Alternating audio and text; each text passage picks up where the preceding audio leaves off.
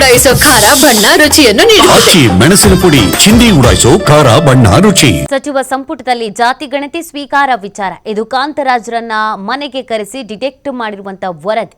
ಬೆಂಗಳೂರಿನಲ್ಲಿ ವಿಪಕ್ಷ ನಾಯಕ ಅಶೋಕ್ ಆರೋಪಿಸ್ತಾ ಇದ್ದಾರೆ. ಏಕಜಾತಿ ಜನಸಂಖ್ಯೆಯಲ್ಲಿ ಮುಸ್ಲಿಮರೇ ನಂಬರ್ 1 ಎಂದಿದ್ದಾರೆ.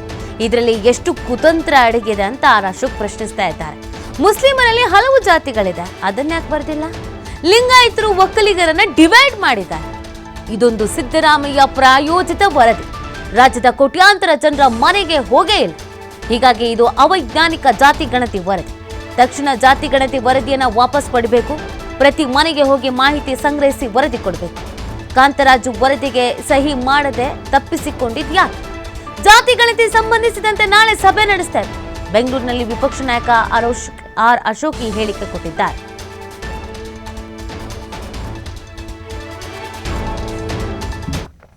ಸಿದ್ದರಾಮಯ್ಯನವರು ಕಾಂತರಾಜನ್ ಮನೆಗೆ ಕರೆಸ್ಕೊಂಡು ಅವರು ಡಿಕ್ಟೇಟ್ ಮಾಡಿರೋಂಥ ವರದಿ ಇದು. ಇದೇನು ಕಾನ್ಫಿಡೆನ್ಷಿಯಲ್ ವರದಿ ಏನಲ್ಲ, ಇದು ಜಗಜ್ಜಾಹೀರಾತು ಆಗಿರುವಂಥ ವರದಿ ಇದು. ಹಿಂದೆ ಕಾಂತರಾಜು ಬಿಟ್ಟೋದಾಗೆ ಸೈನು ಮಾಡದೆ ಅದಕ್ಕೆ ಸೀಲು ಹಾಕದೆ ಅನಾಥವಾಗಿ ಬಿಟ್ಟೋದ ಮನುಷ್ಯ. ಅದಾದಮೇಲೆ ಬೊಮ್ಮಾಯಿಯವ್ರ ಕೈಗೆ ಬಂತು. ಅದು ನೋಡದೆ ಇರ್ತಾರೆ ಎಲ್ಲರೂ. ಬೇರೆ ಸರ್ಕಾರ ಬಂದಾಗ ಎಲ್ಲರೂ ನೋಡಿರ್ತಾರೆ. ಸೀಕ್ರೆಟ್ ಏನು ದೊಡ್ಡ ಏನು ಗೊತ್ತಿದೆಯಾ, ನಿಮ್ಗೆ ಗೊತ್ತಿದೆಯಾ ಹಂಗೆ ಕಾಮೆಂಟ್ ಮಾಡ್ತೀರಾ ಅಂತ ಹೇಳ್ತಾರಲ್ಲ. ಸರ್ಕಾರಗಳು ಬದಲಾವಣೆ ಆದಾಗ ನ್ಯಾಚುರಲಾಗಿ ಹೋಗ್ತೈತೆ ಇರೋ ಸರ್ಕಾರಗಳಿಗೆ. ಇಲ್ಲಾಂದ್ರೆ ಹಿಂಗೆ ವರದಿ ಹೆಂಗೆ ತಯಾರು ಮಾಡೋಕ್ಕತ್ತದೆ?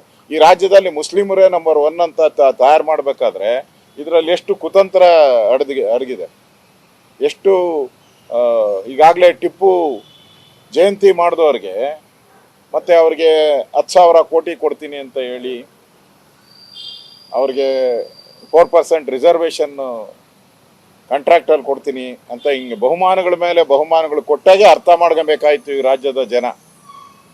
ಹಿಂಗೆ ಸಿದ್ದರಾಮಯ್ಯ ಇದ್ದರೆ ಕರ್ನಾಟಕದಲ್ಲೂ ಕೂಡ ಪಾಕಿಸ್ತಾನಗಳು, ಮಿನಿ ಪಾಕಿಸ್ತಾನಗಳು ಉತ್ಪತ್ತಿ ಆಗೋಕ್ಕೆ ದಾರಿ ಆಗ್ತದೆ. ಇದು ಒಂದು ರೀತಿ ಜಾತಿಗಳನ್ನು ಧರ್ಮಗಳನ್ನು ಒಡೆಯುವಂಥ ಒಂದು ವರದಿ ಇದು.